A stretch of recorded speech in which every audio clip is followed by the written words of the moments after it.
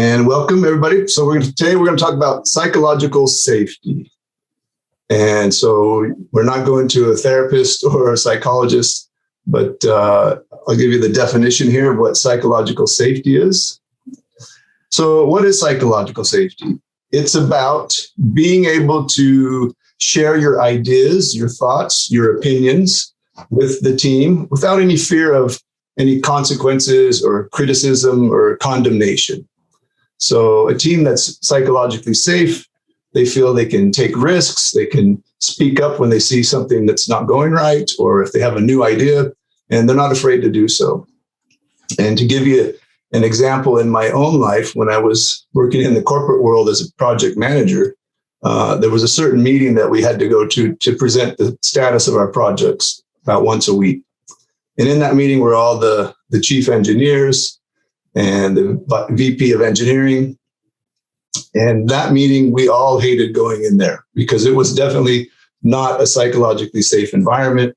It was like the Shark Tank. Every time I walked in there, I dreaded it because I knew that all they were going to do was just try to find whatever they could that was wrong with my presentation or wrong with my project. And there was never any encouragement or advice given. It was just trying to poke holes in everything that they could do.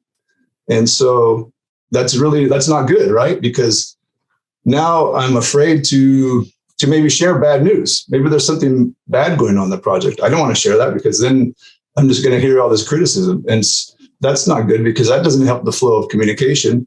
They're not able to help me with that problem if I need it, which is kind of swept under the rug. And so that's one of the reasons why psychological safety is so important. So where does this come from?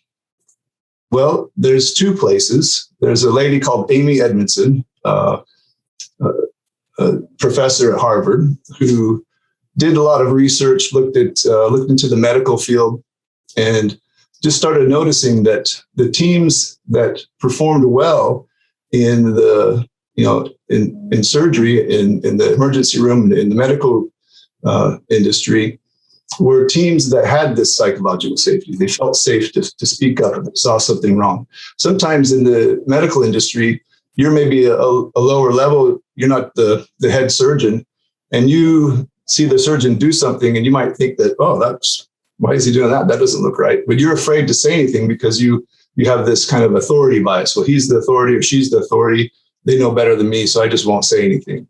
But she found the teams that didn't have as many problems were the ones who could speak up. They felt comfortable enough to speak out. Around the same time, there was a project that Google did. They looked at all of their teams across all of Google and were trying to identify what are the factors that make a team high performing. What are our best teams and why are they the best teams? And by far and large, psychological safety was the number one factor that made teams successful and perform at the higher level. And there's many benefits to psychological safety. Of course, building trust, you can innovate more because everybody's free to share ideas and come up with new ideas. Nobody's afraid to share that idea and think, that's a dumb idea. And so that gives you more chances to find something new and unique.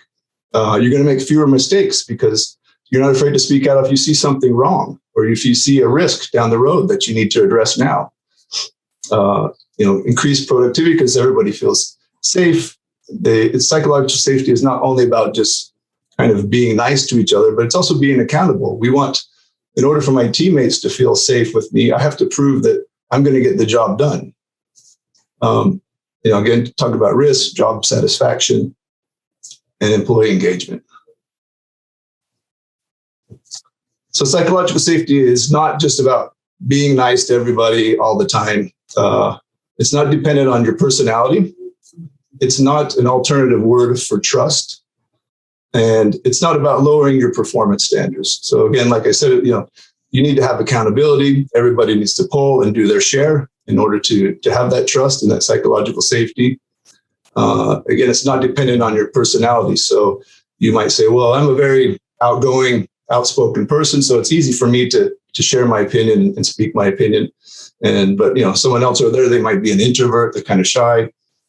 It's going to be difficult for them. It's really not about that. If if they feel safe enough and they have an idea or a thought, they'll feel safe enough to share. They want to share that. Everybody wants to share their ideas and contribute.